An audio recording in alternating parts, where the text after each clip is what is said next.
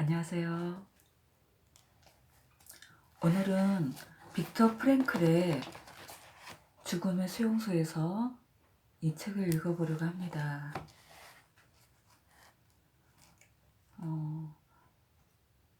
독일의 유대인 학살, 대학살이 일어나던 그 시기에 이 빅터 프랭크 이분은 의사였습니다. 유대인 의사로서 그 유대인의 대학살 그 한가운데서 그 모든 것을 직접 체험을 했던 그러한 분입니다. 그런 중에 이제 수용소에서 여러 인간 군상을 관찰하게 됩니다.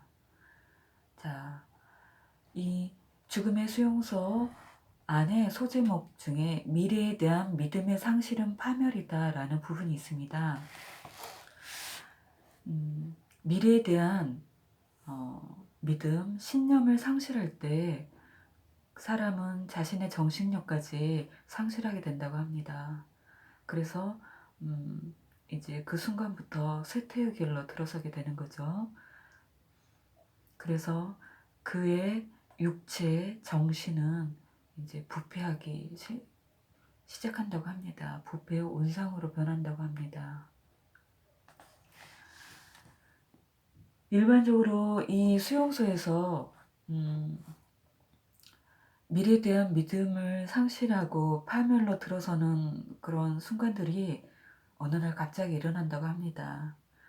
일반적으로 그런 사람들은 이제 아침에 일어나서 점호를 하고 세수를 하고 뭐 이제 일련의 그런 활동을 해야 하는데 침상에서 일어나지도 않고 누워서 꼼짝도 하지 않는다고 합니다. 그래서 그게 무엇을 의미하는지 알기 때문에 이제 주변 빅터를 비롯해서 주변 이제 동료들이 어떻게든 일어나게 하려고 이제 시도를 해보지만 이런 사람들은 절대로 꼼짝도 하지 않는다고 합니다. 모든 것을 다 놔버린 거죠.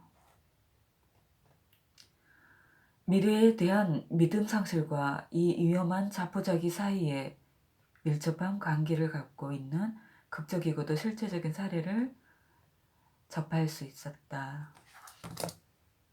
그 고참 관리인 중에 한 명인 그 F씨라고 아주 그 사람은 유명한 작곡가이자 작사가였던 사람이 있었답니다.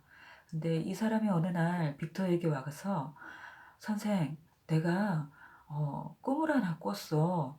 그 꿈에서 어떤 목소리가 내가 무엇이든지 알고 싶은 게 있으면 말하라고 그러면 가르쳐 주겠다고 했다는 그런 목소리가 나왔다고 합니다. 그래서 이 FC는 제일 궁금했던 그러면 이 전쟁이 언제 끝나고 이 수용소에서 언제 나갈 수 있느냐고 그 한 가지를 물었다고 합니다. 그랬을 때 그 무엇이든 가르쳐 주겠다고 했던 그 목소리는 꿈속에서 그 목소리는 3월 30날 이 전쟁이 끝날 것이고 당신은 이 수용소에서 나갈 수 있을 것이다 라고 얘기를 했다고 합니다. 그래서 이제 그렇소 하고 기대를 품고 있었죠. 근데 이 FC는 그 꿈속에서 들었던 그 목소리에 대한 확신을 어마어마하게 갖고 있었다 합니다. 정말 3월 30날만 되면 전쟁은 끝날 것이고 이 수용소에서 나는 벗어날 것이다 하는 어마어마한 확신에 차 있었는데 그 30날이 가까워지는 29일 날이 됐어도 전쟁이 종식됐다거나 이 자기 자신이 이 수용소에서 나갈 어떤 계기가 있다거나 하는 기미가 전혀 없었다고 합니다. 그러니까 이 확신이 깊었던 만큼 이 사람은 시류에 빠져버린 거죠. 그래서 3월 29일 날이 되자 이 FC는 갑자기 병이 났으며 열이 심하게 올랐다고 합니다. 3월 30일 이날은 그의 예언자가 그를 위해 전쟁과 우리의 모든 고통이 끝나리라고 그에게 말했던 날이기도 했다. 그런데 그는 헛소리를 하기 시작했으며 의식마저 잃고 말았다. 3월 31일 그는 끝내 숨을 거두고 말았다. 겉으로 나타난 증세는 그가 발진 티푸스로 죽었다고 판명이 되었다고 합니다. 그런데 정말 이 발진 티푸스가 29일 날 몸에 침투해서 죽었다고는 이 빅터는 생각지 않았습니다. 이미 그 수용소 안에는 엄청난 전염병의 온상이었죠. 그렇게 면역력이 최하위로 떨어진 많은 사람들 속에서 많은 노동량과 그 다음에 근근히 생존만 할 수 있는 그런 음식으로 연명하는 곳이기 때문에 이런 발진 티푸스 이런 것들은 비일비재한 전염 그런 세균이었죠. 근데 이 사람이 그 발진 티푸스에 죽었던 그 원인은 정말 이 발진 티푸스 오로지 그 하나만으로 보는 게 아니라 이 사람이 엄청난 확신을 가지고 3월 30날 내가 이 수용소에서 벗어날 수 있을 거야 라는 엄청난 확신을 갖고 있을 때는 그 면역 체계가 굉장히 강했겠죠. 근데 29일 날이 되도록 아무런 징후가 없자 이 사람은 엄청난 시리에 빠짐으로써 이 사람 안에 있는 모든 면역 체계가 무너진 겁니다. 그래서 이미 가지고 있었던 그런 발진 티푸스가 이제 이 사람의 정신과 육체를 잠식하게 되는 거죠. 여기에서 인간의 심적 상태와 그 육신의 면역 상태 사이에서는 얼마나 밀접한 연관성이 있는가. 갑자기 희망과 용기를 잃게 되면 치명적인 타격을 입을 수 있다. 기대했던 해방이 찾아오지 않자 매우 심한 좌절감에 빠져서 그 좌절은 잠복해 있던 발진 티푸스 병원균에 대한 그의 육신의 저항력을 약화시켰고, 그래서 그의 미래에 대한 믿음과 살겠다는 의지는 그만 마비되었고 그의 육신은 병마의 희생물이 되고 말았다.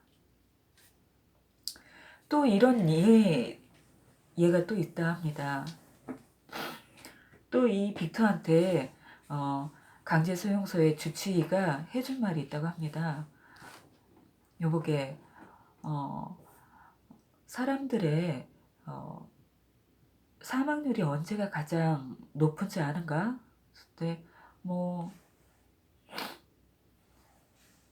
궁금하죠? 수용소의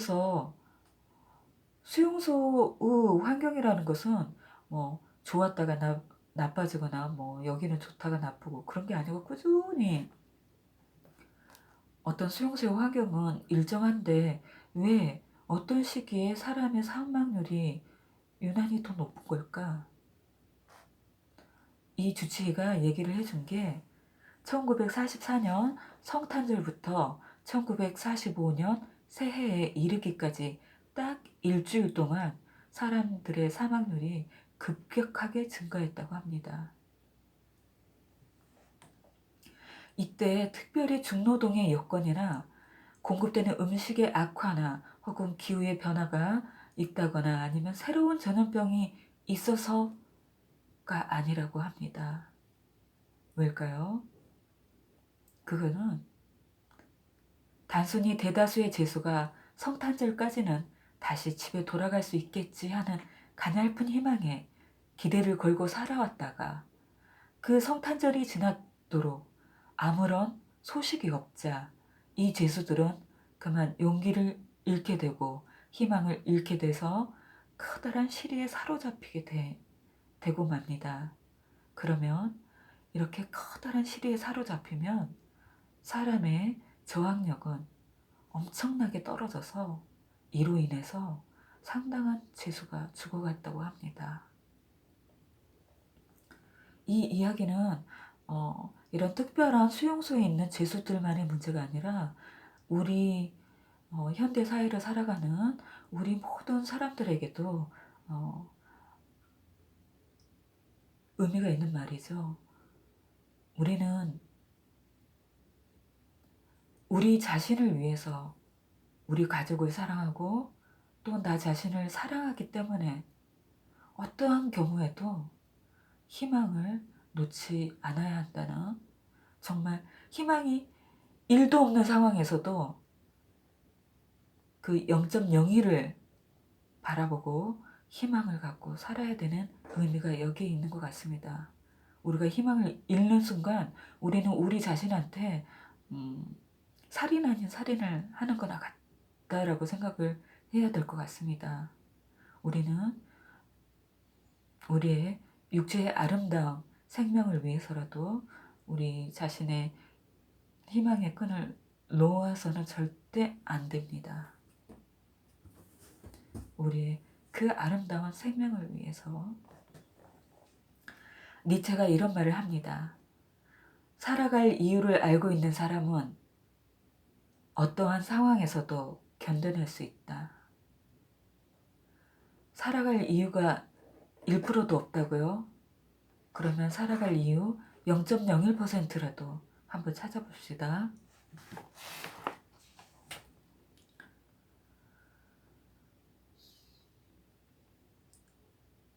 언제라도 죄수들을 치료할 기회가 있다면 그 치료자들은 현재 처한 끔찍한 그들의 실존을 어떻게라도 견뎌낼 수 있는 힘을 길러주기 위해서 살아가야 할 이유, 어떤 목적을 그들에게 반드시 제시해야 한다고 합니다.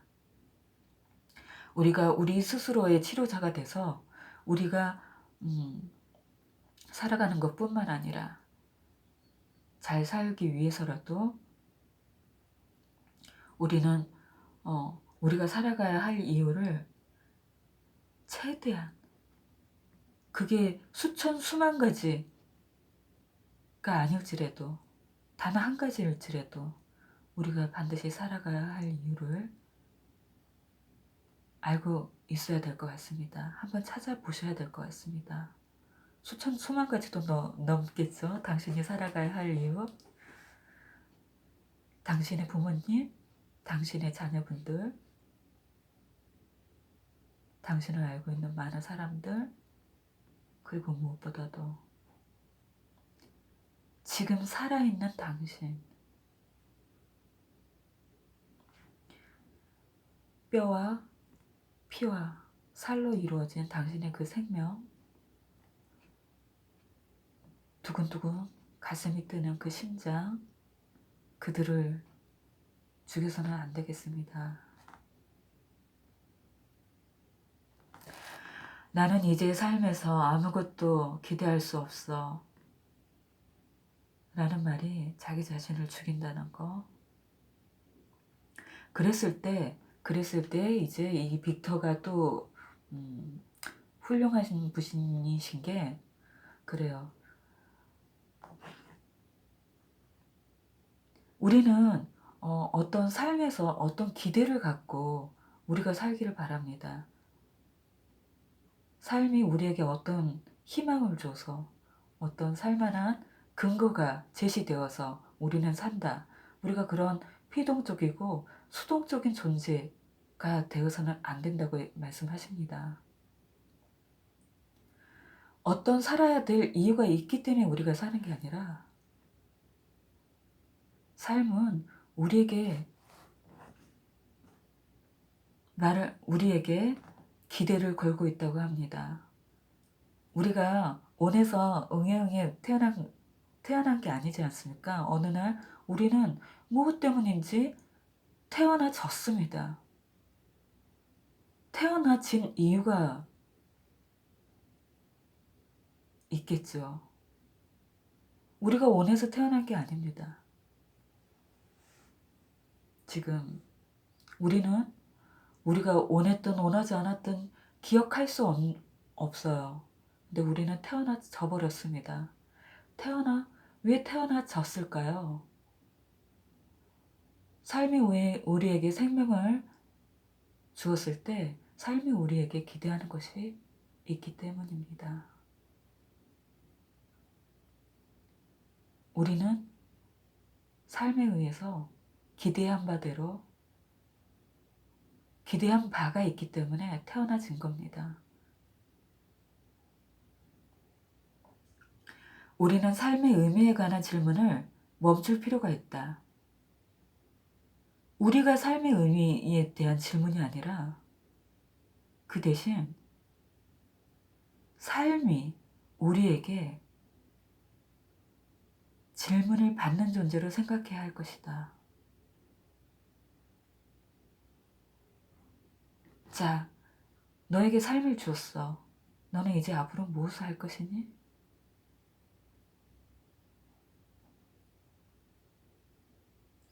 궁극적으로 삶의 의미는 삶의 문제에 대해 올바른 대답을 찾아내야 한다는 책임을 지는 것이다.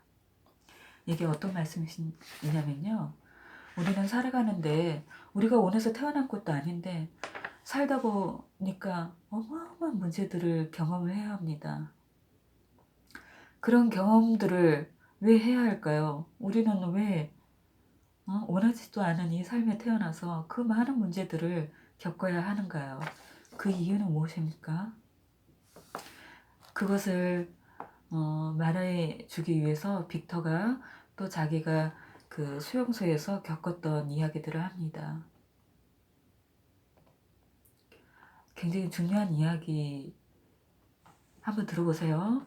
한 사람이 자기가 겪어야 할 운명을 발견하게 된다면 그는 그의 고통을 자기의 과업으로 유일하고 독특한 과제로 반드시 받아들여야 한다.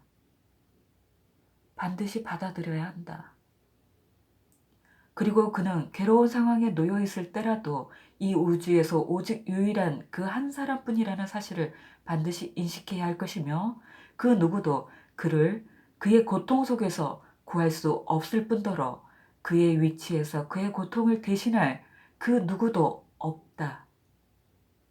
그에게 주어진 독자적인 기회는 바로 그가 무거운 짐을 떠메고 나아갈 길에 놓여 있는 것이다.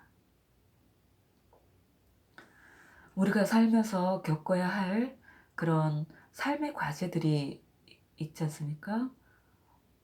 뭐 쉬운 거면 상관없겠지만 정말 내가 건너기 너무너무 힘들다 하는 그런 삶의 과업들, 그런 과업들을 마주섰을 때 우리의 태도는 저것을 어떻게 하면 피할 수 있지? 라고 생각하는 순간 인생의 수동적인 자세, 올바른 자세가 아닌 수동적인 자세를 취하는 순간 우리는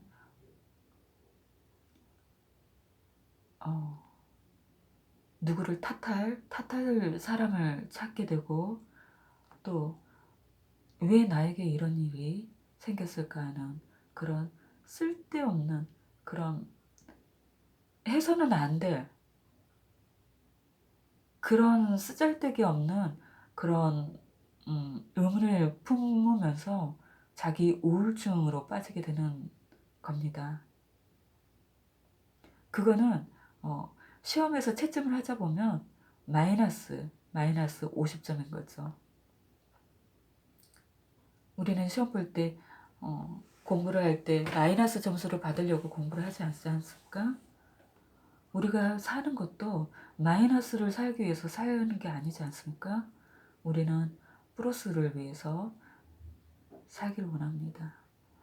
정답은 아닐지라도 정답이 100점이면은 적어도 60점, 70점 이상은 맞기를 원하는 그런 마음 자세로 공부를 하듯이 우리도 자, 올바른 공부를 한번 해볼까요?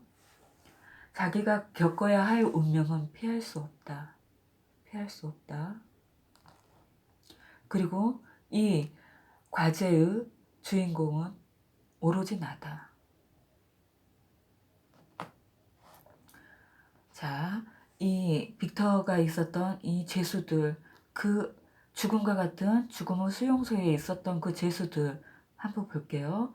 죄수로서는 우리들에게 있어서는 그와 같은 생각들이 현실에서 너무나 동떨어진 사색적인 이론이 아니었다.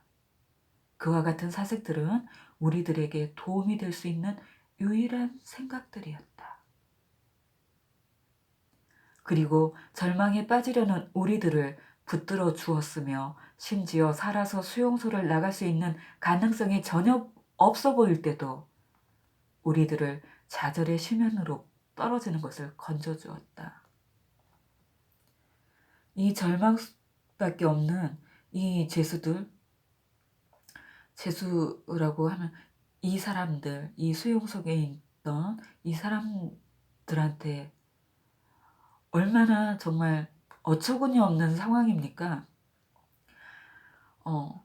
사회의 지성인으로 그 다음에 사회에 이름을 주는 의사로서 인생을 아주 잘 살고 있다가 갑자기 어, 어, 독일 나치들이 와가지고 나를 묶어서 나를 어디론가 데리고 갔고 그 어디론가 데리고 간 곳이 와서 보니까 반은 사람 가스실에 보내고 반은 고된 노역을 시키는, 그리고 먹을 것도 거의 주지 않는, 그리고 사람이 정말 뭐 한 15명 수용할 수 있는 곳에 뭐 100명, 200명 그렇게 막 거의 누워서 잘 수도 없는 그런 곳에다가 던져놨으니 얼마나 황당합니까?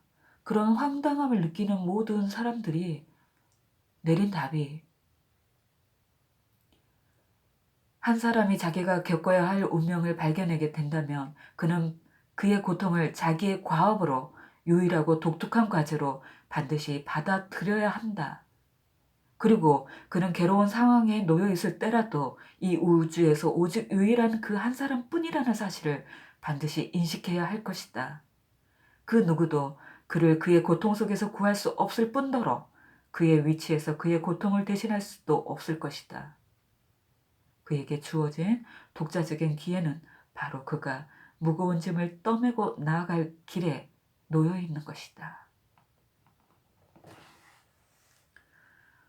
일단 우리가 고통의 의미를 알아낸 이상 우리는 수용소 당국자들이 가하는 고문을 무시하거나 헛된 환상을 품거나 또 억지로 낙관적인 생각을 함으로써 그 고통을 줄이거나 가볍게 하려 하지 않았다. 고통은 우리들의 과제로 변했다. 그래, 이거 나에게 내가 감당해야 될 과제라고 생각을 했죠. 그리고 우리들은 결코 그 과제에 등을 돌리려고 하지 않았다. 우리는 그 고통 속에서 성취의 기회가 숨겨져 있는 것을 깨달았다.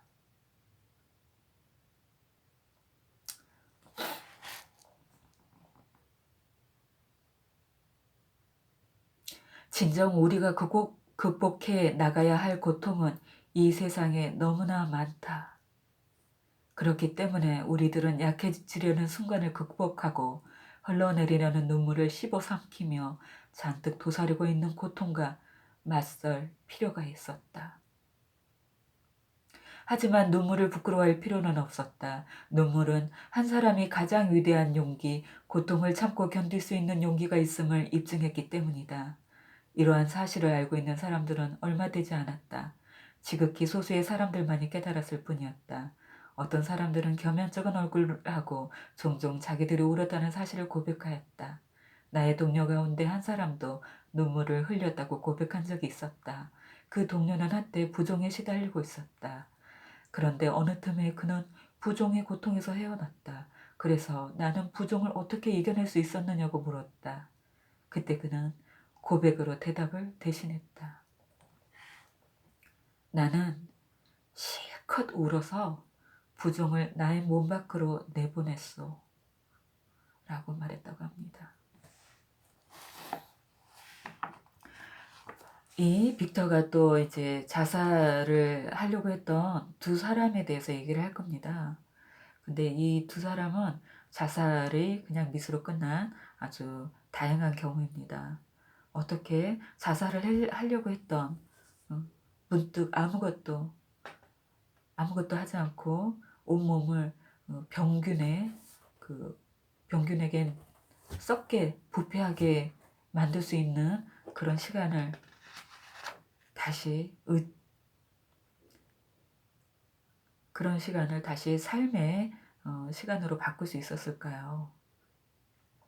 그들이 삶에서 더 이상 아무것도 기대할 것이 없다는 이유, 바로 그것이었죠. 자살을 하려고 했던 사람들. 이 두 사람의 경우는 삶은 아직도 그들에게 무엇을 기대하고 있으며 미래에 그 무엇이 그들을 기다리고 있다는 점을 깨닫도록 해 주어야 했다. 그래서 이제 주위 사람들이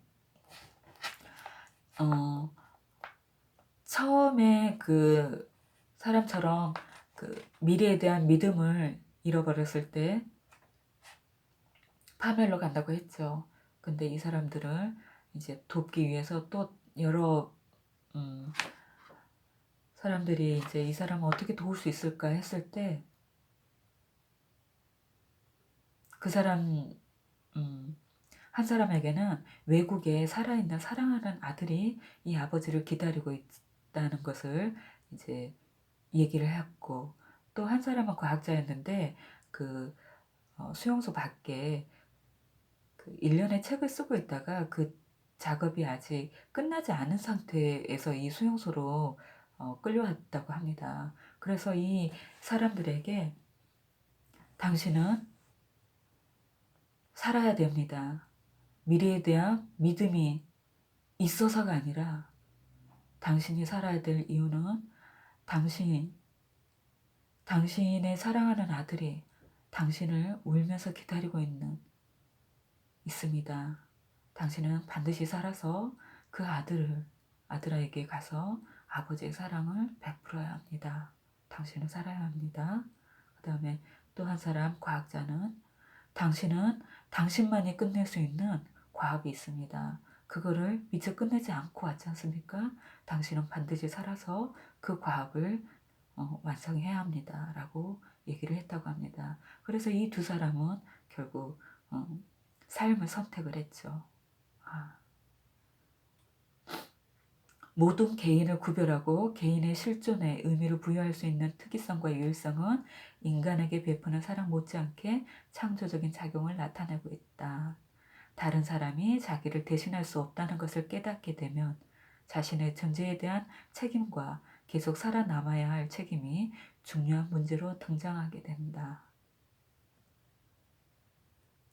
그는 그가 실존해야 할 이유를 알고 있으며 어떠한 공경에도 참고 견딜 수 있는 능력을 갖추게 될 것이다. 우리는 실존해야 될 이유가 있습니다.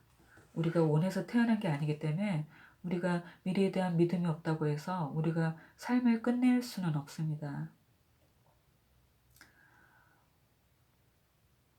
창조주가 나를 이 세상에 생명 덩어리로, 핏덩어리로 던져놨을 때 우리에게는 인생의 과업들이 있고 그 과업들은 나 아니면 해결해 줄 사람이 없고, 그리고 이 과업은 반드시 나만이, 인생의 주인공인 나만이 이 과업을 헤쳐나가야만 하고 한다는 그런 마음으로 우리는 이 살면서 해야 할 많은 것들이 있습니다. 그 많은 것들을 한 가지 단어로 얘기를 하면 사랑이 아닐까요? 신은 우리를 태어나게 한 이유가 이렇게 많은 문제점, 태산 같은 문제점 속에서 그 과업들을 수행하면서 우리가 사랑을 베풀고 사랑을 이룩하기를 원했던 것이 아닌가, 그런 생각을 해봅니다. 여러분도 이 세상에 내던져져서 많이 당황하셨죠? 당신이 주인공이고 이 앞에 어려운 숙제가 있는 건 당신을 사랑하기 때문에 이 숙제를 해결함으로써 사랑을 맛보라고. 하나님의 사랑, 부처님의 사랑, 신성의 사랑. 그 속에서 우리는 게임의 주인공입니다. 좋은 밤 되세요.